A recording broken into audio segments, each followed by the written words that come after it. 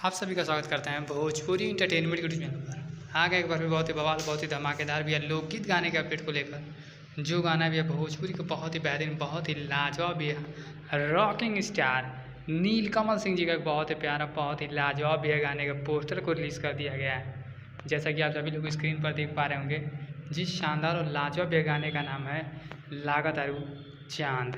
बात की जाए शानदार और लाजवाब गाने की, तो इस गाने को भी गाया है भोजपुरी के रॉकिंग स्टार सिंगर नीलकमल सिंह जी का। ये एक भैया सोलो सॉन्ग होने वाला है, जिसमें केवल और केवल नीलकमल सिंह जी की आवाज़ इस गाने में आप सभी को सुनाई देगी।